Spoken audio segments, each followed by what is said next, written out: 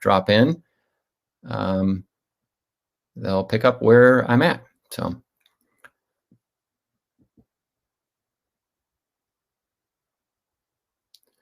All right, so we'll get started here. My name is Justin Grammens.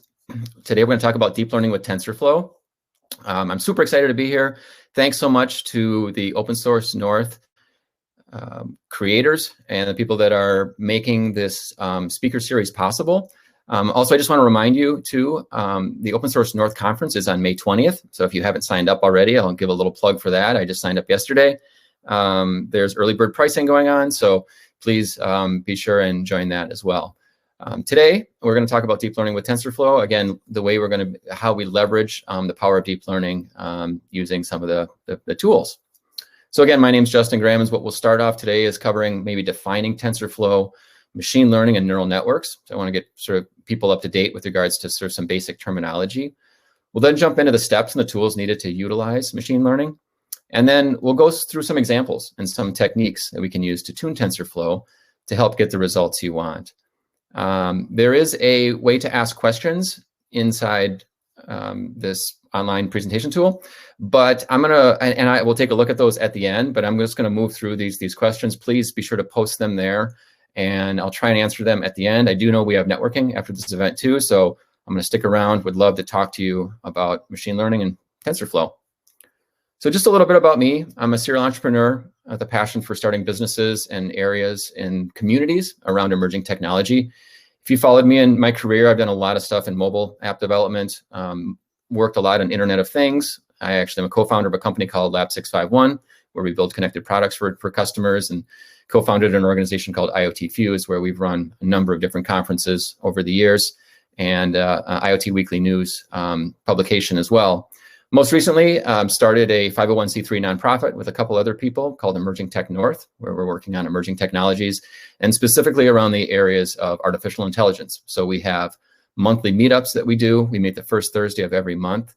And please check us out. I'll have some links at the end, appliedai.mn.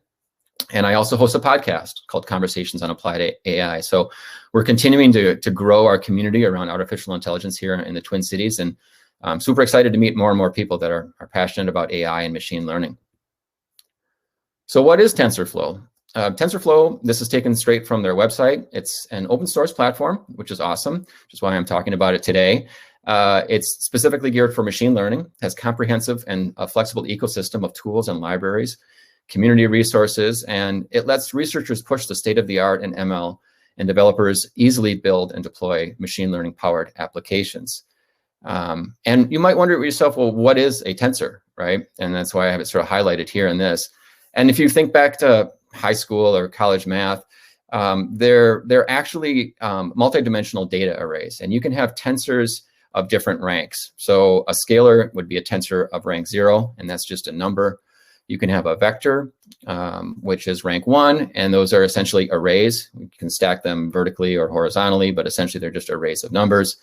You have matrices, which basically have ones at various points. There's positionality. And then a tensor is basically multidimensional data arrays. So we're not going to get into the deep learning with regards to what's going on inside of TensorFlow, which is really good, actually. We can leverage the power of it at a high level. But really, that's what's going on. There's these multidimensional data arrays that complex mathematical functions are being performed on that allow this neural network to behave and do what it does.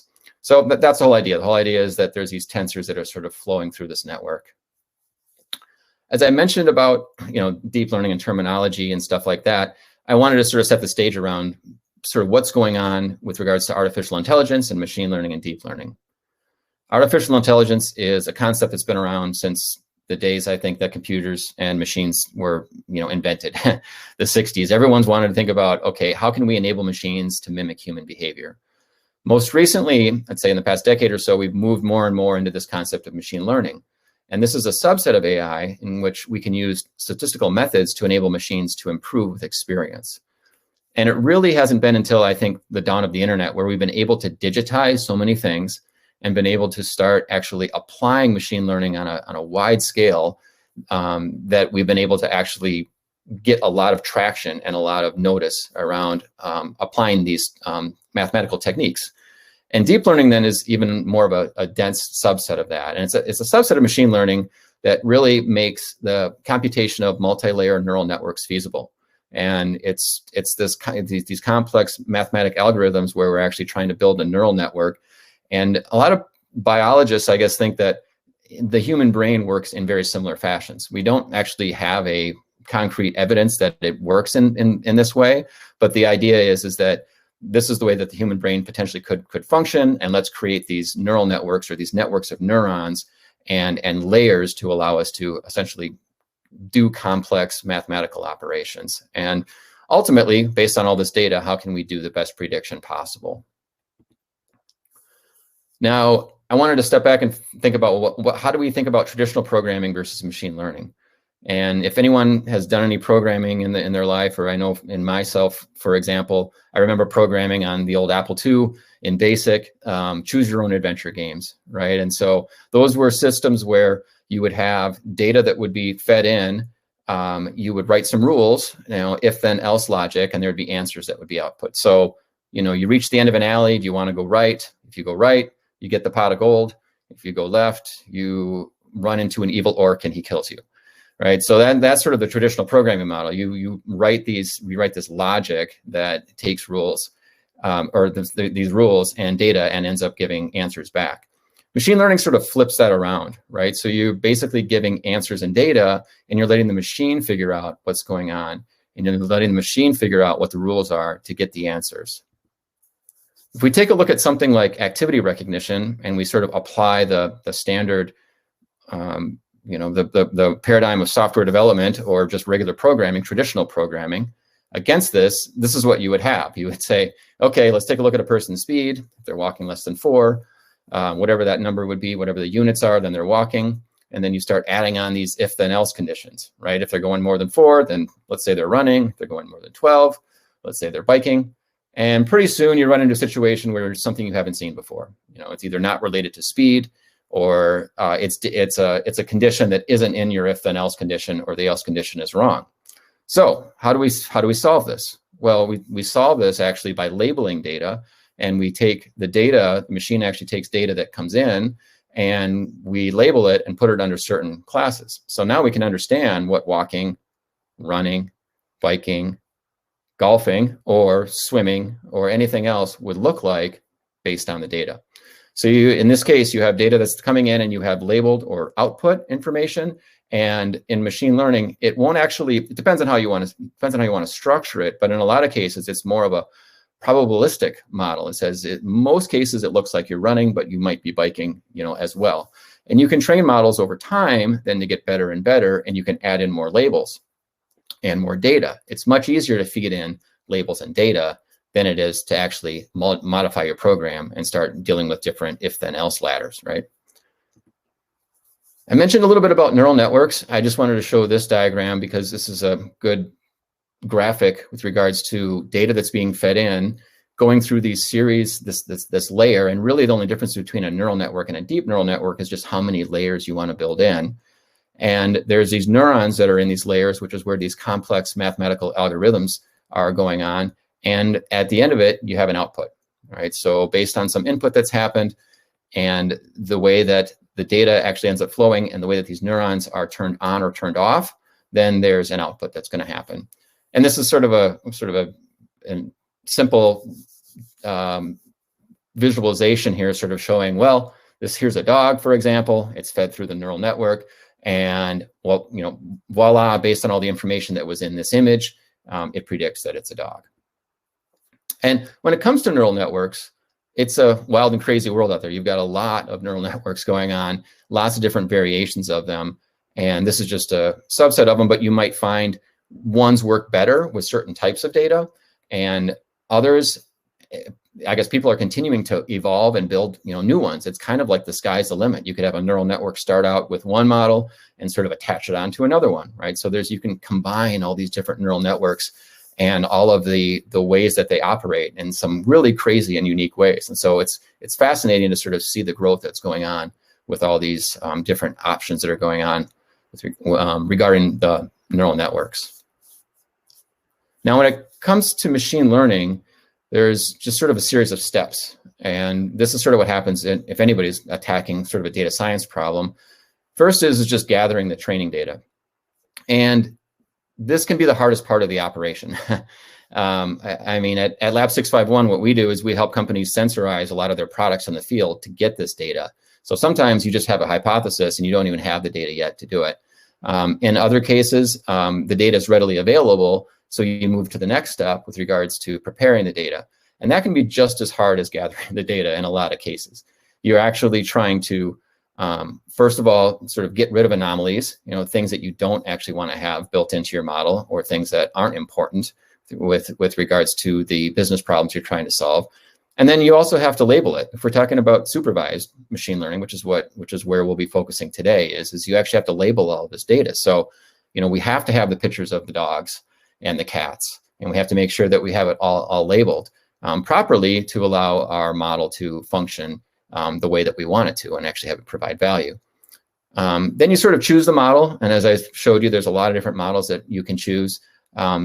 Pretty much a lot of the standard artificial neural nets that are going on today are good ones just to choose sort of out of the box. So sort of taking TensorFlow's default sequential models is usually the best place to start.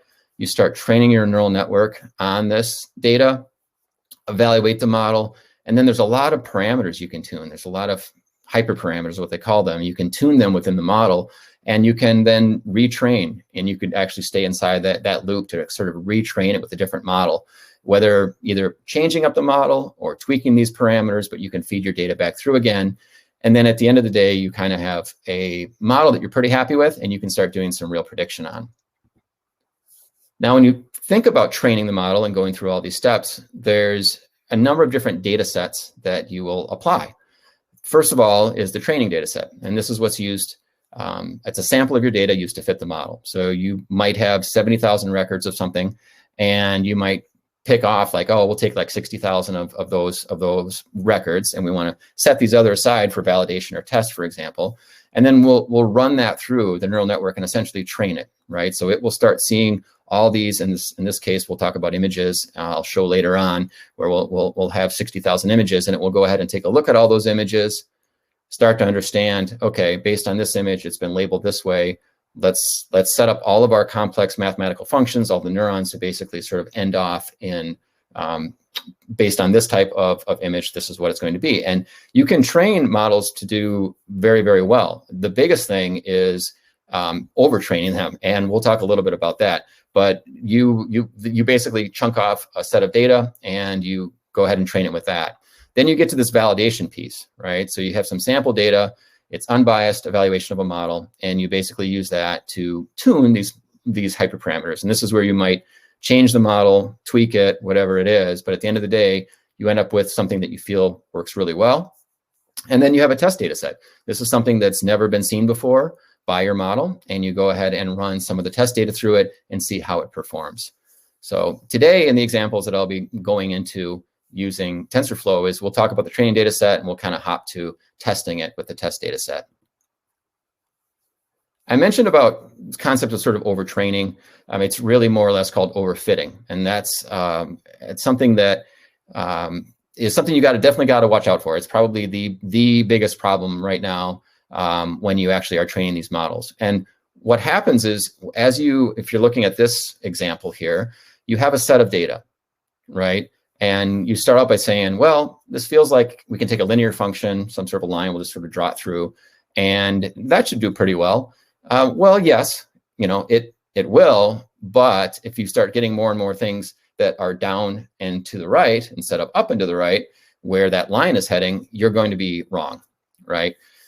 The better thing is to try and think about it. Well, we need a little bit more of a complex model, right? Instead of a linear function, maybe we have a polynomial, and maybe we can start actually saying, okay, based on these values, it'll start to taper off, and you can start following the line, start following the data a lot more closely, all right, in the optimal. But if you do too much training, and this is what happens within these neural networks, is they actually start to memorize all of the information that's been passed in the data set, in the training. So all the little features, right? So you can come up with some wild and crazy algorithms that would actually allow the machine to touch all those dots, right? It would actually go through and it would touch all of those. So you could get a model that's 99% accurate, 100% accurate, you know, based on all of this test data. But the moment you throw some validation, the training data, you could have it just be like 99%, but the moment you validate it or the moment you try and test it with data it's never seen before, it's going to be completely wrong. So really, when you're trying to build these models, you want to be good at fitting the training data, but the real challenge is just generalization. You want to generalize it across the board so that new data that these models haven't seen will actually be correct.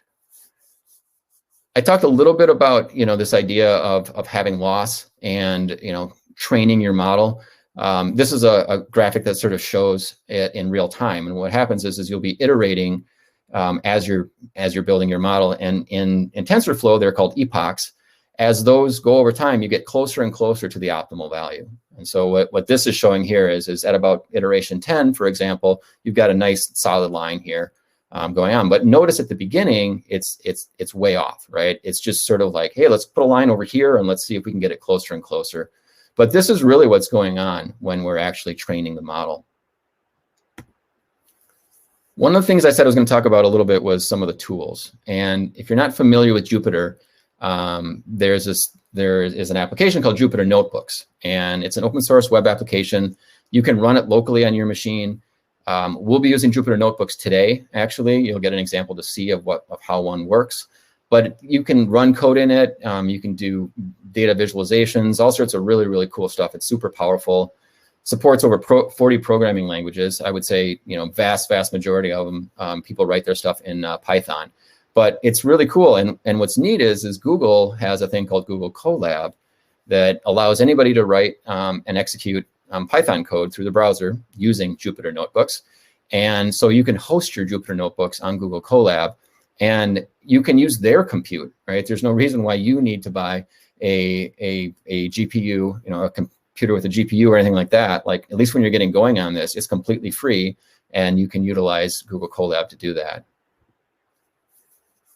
The other thing that you might have heard of is this thing called Keras. And as I mentioned before at the very beginning, like TensorFlow's got all this very complex stuff going on under the covers. And Keras provides a high-level API for us to interface, for us to build these neural networks and build layers and neurons and all that type of stuff through basically Python code.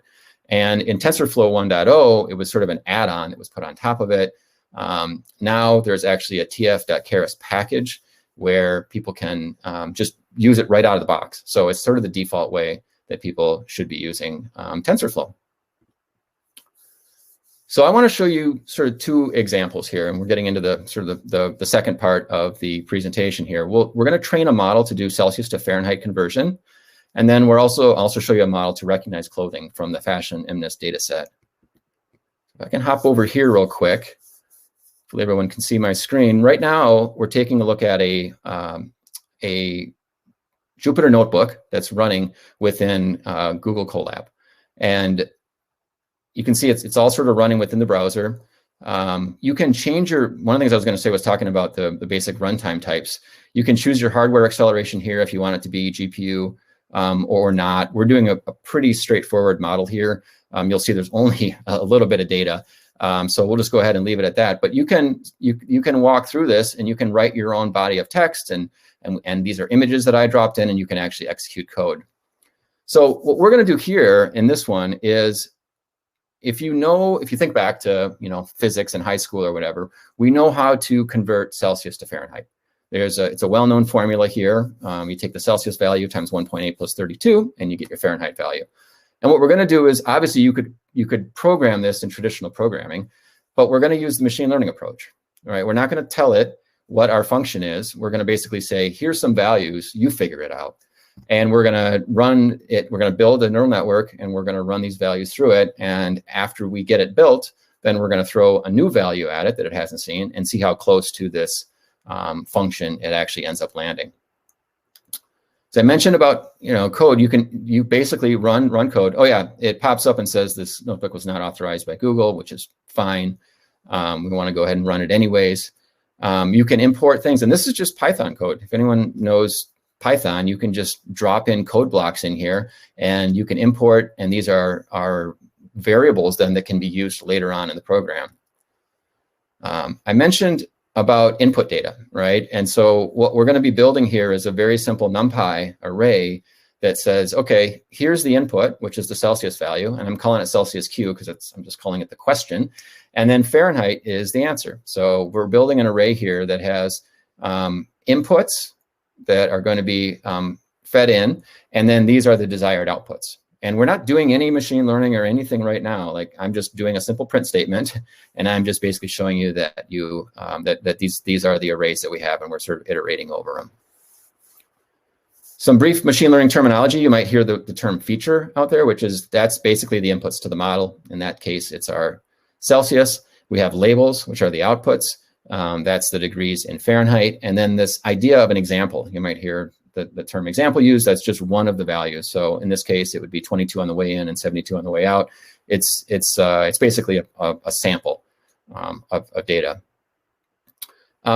Now we're going to go ahead and create the model, and it's kind of like, TensorFlow is like this Ferrari, and we're going to go ahead and have it, kind of drive slowly down the street. But all the concepts apply, right? So we're going to go ahead and build a layer, and we'll just call it L0.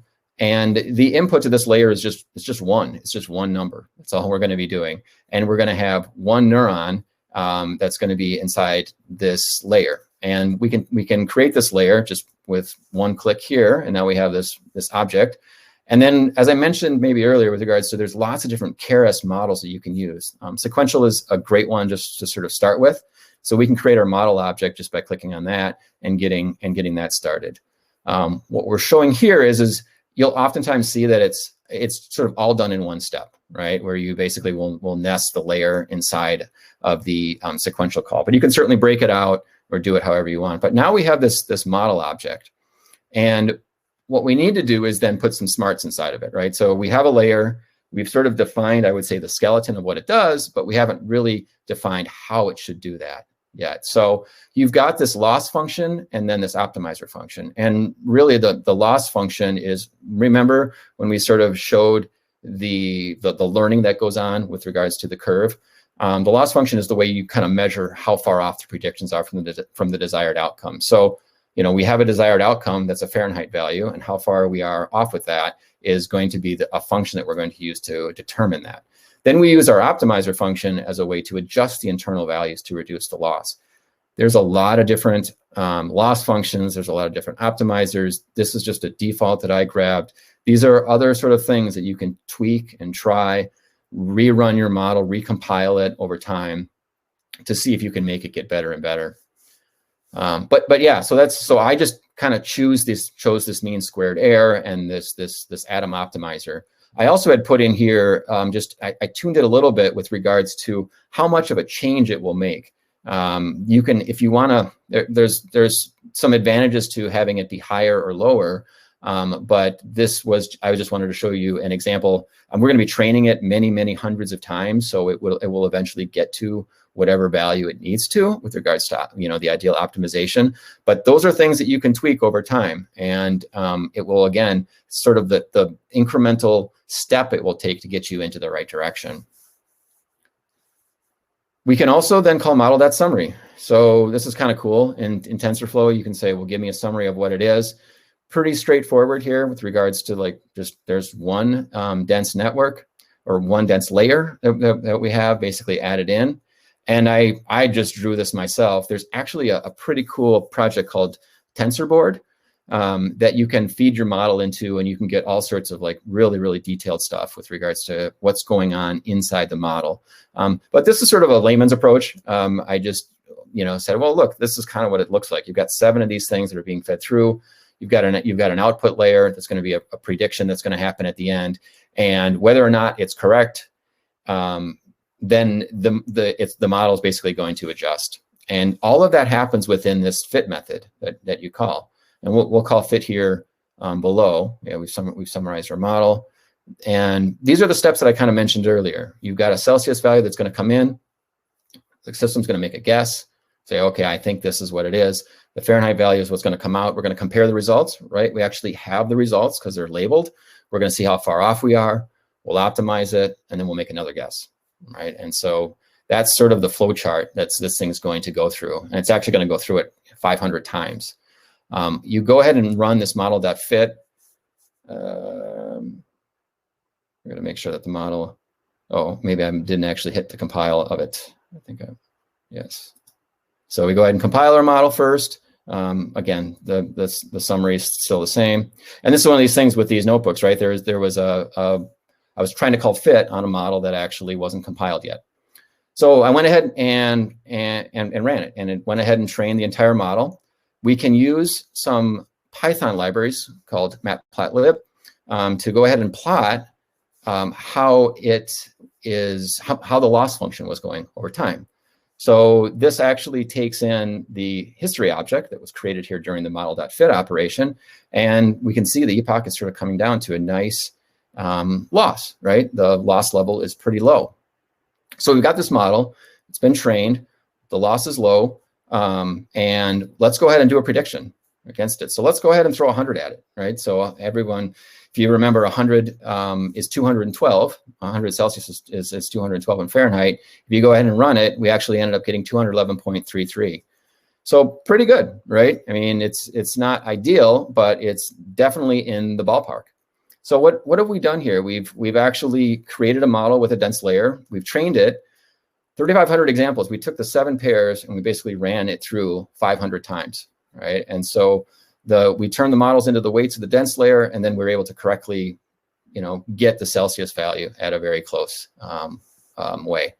What's kind of neat too is that you can go ahead and take a look at the layers. You can say layers.getWeights, and we can dig in a little bit into what's going on within the layer. And what you'll see here is it's actually performing an operation, and you don't know specifically how it's doing it. Obviously, it's learning over time, but it's realizing that it's going to apply a 1.8 to the input and then actually apply a 29 to it as well. So, we haven't told it anything about the Celsius, to Fahrenheit conversion. It has learned over time, based on just a small subset of data, what it needs to do to get us to a formula that is very close to what we want to have it do. I mentioned a little bit earlier just around having too many layers. And as a little experiment here, we can go ahead and run this call. So this is creating, again, the same sort of network, but we're going to drop in a couple more other layers in here to begin with. And so we have a layer, and I just chose 4, just for the sake of it. You could have chosen 100 if you wanted. And we've gone ahead and just added in a couple more. The output is still 1, so there's going to be one value that's going to come out that's going to predict. It's not like it's going to predict between 1 and 100 or whatever. It's going to say that the output is 1. We're asking for 1 value. And we've gone ahead and trained the model. And I use the exact same compile, the exact same fit, all that type of stuff. And this is kind of what we're looking at here. A lot more of a complex model going on here. There's a lot of different neurons going on, and there's a lot of data that's going to be there's going to be a lot of math going on inside of this one. So if we go ahead and run predict, we'll run predict on 100 again. We ended up with 211.74, so better than our 0.33 than we had before. But look at all the stuff that's going on inside here, and that's the point of me doing this. Is it's no longer simple. You've got all these weights going on and all these negative and plus numbers, and when we have a simple thing that we're shooting for here, that's pretty straightforward. We can kind of look at that and say, oh, okay, that's fine. But imagine if you had, thousands and thousands of labels and, hundreds of thousands of images. You can quickly get into a situation where there's so much complexity going on that you don't even know why it's doing what it's doing. So the idea here is that, more layers is not always better. If you look at all those weights and all that type of stuff, it's not even close to the simple 1.832 that is really could be defined or described based on the data that we passed in. It can cause a lot of confusion and added computation when it's really not needed. And if you're familiar with Occam's razor, it's sort of a saying that the simplest explanation is usually the right one. So keep that in mind when you're working on these. Sort of start small, start with a low number of layers, try to understand what's going on within the network before you just sort of throw 100 different operations at the thing. You can also, I won't go into this step, but I do want to show you that you can then save this model locally to your machine. And TensorFlow actually has a couple different other packages. One is called TensorFlow Lite, and it will allow you to actually run your model on an Android phone or an Arduino or some, basically low power device out in the field. So really, really cool stuff. That's called TensorFlow Lite. There's also TensorFlow.js, which allows you to run it in Node.js, or even within the JavaScript interpreter in your browser. You can do some really, really cool stuff using TensorFlow. And then there's also a thing called TensorFlow Serving, which is really cool. And I've actually taken on some of these models here in future examples that I'll be sharing online that basically show us running an API, right? So you've got this in a Python notebook. My background is in software, and I'm like, well, okay, that's cool, but like I want to use the internet, right? I want to like set up an API, and with TensorFlow Serving, like super easy. You can take this model, drop it into the TensorFlow Serving project, and you can then very quickly get an API where people can call in, pass data in, and you can return results. And somebody passes in a Celsius value, you can return a Fahrenheit value. But that's the power of sort of TensorFlow, is actually being able to set up these APIs and have devices and machines and servers, I guess, in the cloud and all that sort of stuff being able to communicate with each other and leverage these models. So we're going to step into the second example now here. And this one's got just a little bit more data, obviously, going on with it. This is called the Fashion MNIST dataset. And if you ever start working with TensorFlow, some of the first examples that you'll go through is just called the MNIST dataset, and that's the character recognition stuff. So somebody has actually taken thousands and thousands of images and sort of shown what a 9 looks like or a 1, and all that data has been labeled.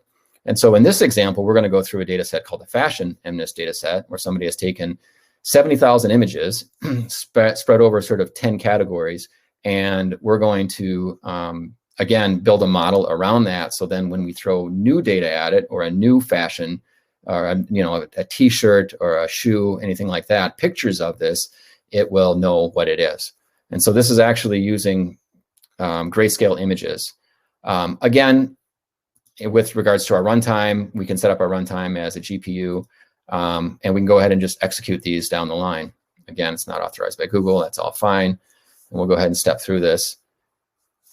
So we've gone ahead and run that. Oh, what's really neat about this too is that the fact that this data set is here is we're able to literally import it with just one line of code, right? So we can just call keras.dataset.fashionMNIST, and we can import it. And so Keras has got like tons and tons of data sets, and so we can very easily, just with one line, be able to pull down all of our training data, and then all of our test data that we're going to be using. This is the way that the data comes down. Actually, there is a set of labels. So there's all these images that are coming down, and then these set of labels. And the labels are all labeled numbered, I guess, between 0 and 9. And why would they do that, you think? Well, it's because you don't want to tie it to an English word, right? So otherwise, if you label them all in English, then if somebody wanted to use it in Spanish, it would be difficult. So the labels on all of these are numbers. And so if it's a trouser, it's going to be a 1. If it's going to be a bag, it's going to be an 8. And so all we do here is we just create an array of class names that lists out all of those.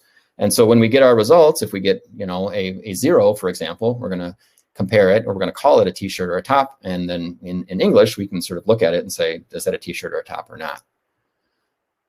One thing as you start working on data, and this is a data set that's pretty well known, but if you have any of your data, you want to explore it, right? You want to make sure that it's looking the way that you think it's supposed to look. And Python has some really, really cool, just some really nice functionality where you can just say, take me a list of all these images and just call shape on it. And what this is showing us is you've got 60,000 images, and they're 28 by 28. So it's 28 by 28 pixels. Let's go ahead and see how many labels we have. We have 60,000 labels. Perfect. The number of labels should match the number of images. We can actually ask the train labels like, hey, what's some of the stuff that's in there? And sure enough, we've got some 9s and some 0s and some 3s, right? So we would get a little bit worried if we saw some 12s or some 100s, right? We're kind of expecting the labels to sort of be within this area. And same thing with the test size, right? So we can go ahead and take a look at all that. Make sure that the test size is around 10,000. The other thing that's kind of neat is that we can pre-process the data, right? So let's just pull an image out of there and take a look at it. This is labeled as a 9. It's classified in English as an ankle boot. Looks good to me, right? You can kind of change this if you wanted. You can change that. Well, let's take a look at the next image. and see how that looks.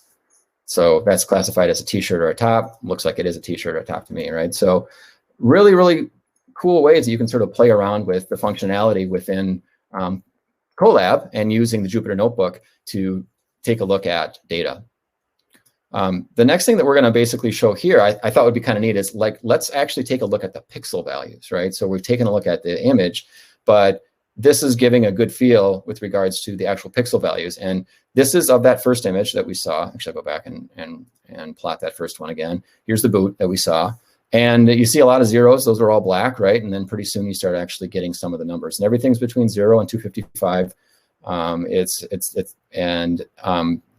This is just taking a look at those pixel values. Now, these are the values that are going to be fed through the neural network. It's going to be taking a look at things that look like a boot, and then when we actually feed a real boot through it, it's going to understand or predict if it is or it isn't. The other thing is about normalization, data normalization. So it's hard to have, it would be very difficult for a network to always sort of understand where numbers are at. Like, should it be 100, 1,000, 10,000 or whatever? So anytime you do this, you really want to run it between 0 and 1, right? So you actually want to take whatever your values are, normalize them. And what this does is this basically goes through each one of those images, divides it by 255. And now for each one of those pixel values, you've got something between 0 and 1.0. You're going to find a lot of 0.5s and 0.6s and all that sort of stuff in there.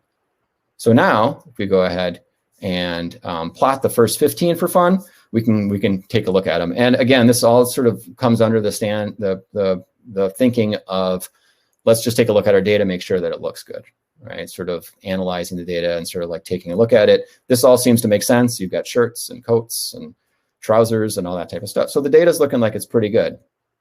So let's move on to the next step. Let's actually move on to the next step of building a model. And in this case, I've created, and these numbers are very just open-ended, right? I wanted to create a model that at least had one more other layer inside of it. So I created a dense layer right here with 128 neurons. Why 128? It just seemed okay to begin with. These are other values that you would sort of try.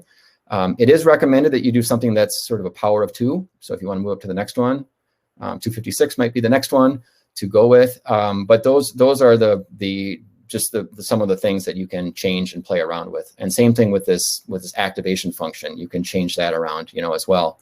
I did want to mention here that there's a flatten call that's going on. And really what's happening there is there's no actual machine learning that's going on. It's actually just taking the 200 or the 28 by 28 and smushing it into one long array, which is much easier for a neuron to deal with rather than matrix, right?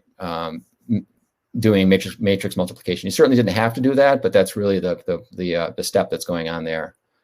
We'll go ahead and compile our model. Actually, let me see. We have our model. We'll go ahead and compile it using, again, the optimizer and just another loss function that is just as an example to sort of try. I've gone ahead and printed out the summary, and then we'll go ahead and fit the model. And in this case, our epochs here is not 500. It's only going to be 10.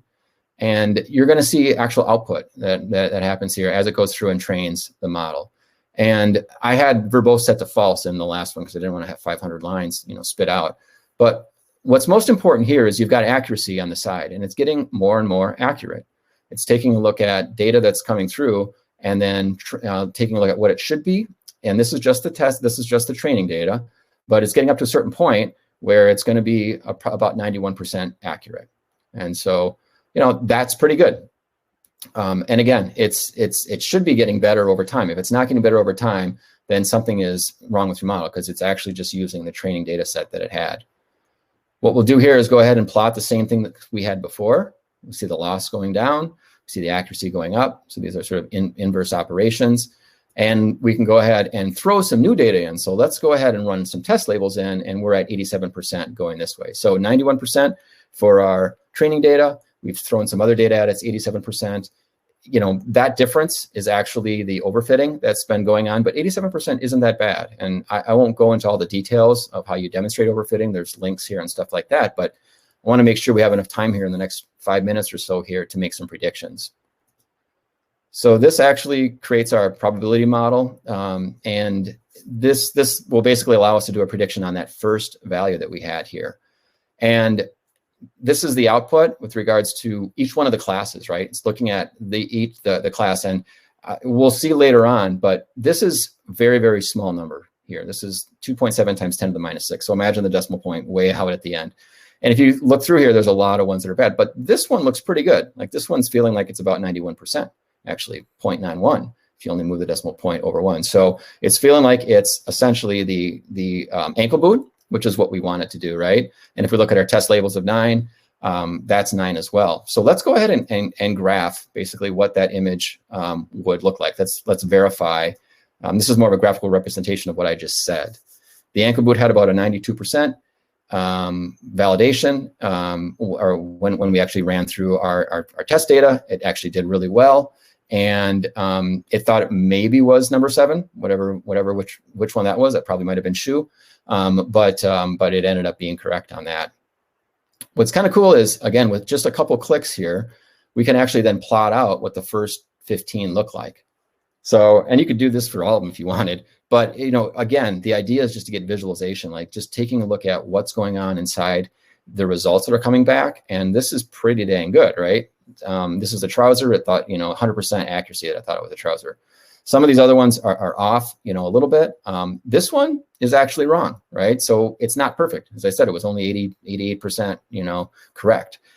It's close though, right? I mean, it thought it was a sandal and it actually was a sneaker, right? So it's those types of things that you're going to run into. These models aren't perfect, and there's definitely going to be times where it's going to be off. I'm looking at our time basically that we have right here, and I just want to make sure I touch on one more thing before I flip back to the slides real quick to end it off, is this idea of a callback. And we had picked these numbers out with regards to epochs number of times, right? We did 500 for that one. We did 10 for this one. There's a really cool, neat functionality you can use, which is basically telling the fit to stop at a certain point. So we can run and create a class called myCallback. You can name it whatever you want.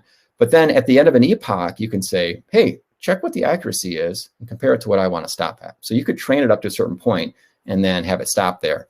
And so that can save you just time and effort and compute, quite frankly. Not to say you're going to get a model that's going to be awesome when it has seen new data that it's never seen before, but you can basically set up when you call the fit, you can basically call that callback. So what I'm doing right here is I'm just instantiating that new class as a callback.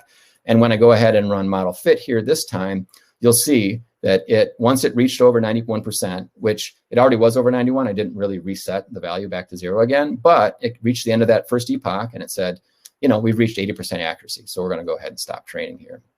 So yeah, so we've gone through these 2 examples here, classifying, doing a Celsius to Fahrenheit conversion, and then also classifying image data. There's just 2 more slides here real quick. So what are some general guides to improve performance? You want to increase or decrease the hidden layers, number of neurons. Watch out for overfitting. You can change the loss functions. You can change the optimizer. As I said, I showed some of the atom values. You can get more training data. I mean, that's how these systems work, is the more data you have, the smarter they will be, right? So how can you do that? You can even augment data. So when it comes to images, you can take things and skew them and flip them and rotate them to, again, maybe only have 60,000 images, but if you flip shirts and turn shirts and stuff like that around, you'll actually have a lot more. And then you could evaluate a different model if you wanted, as well. So what did we cover? We defined TensorFlow, machine learning, and neural networks, jumped into the steps and tools needed to utilize machine learning. We showed examples and techniques to tune TensorFlow and hopefully to help you get the results that you want. So here's my contact information if you'd like to reach out to me. Again, I mentioned the Applied AI meetup. I would love to have people attend that. We meet the first Thursday of the month. And the podcast as well is another place where you can learn a lot about artificial intelligence and deep learning, machine learning going on here in the Twin Cities.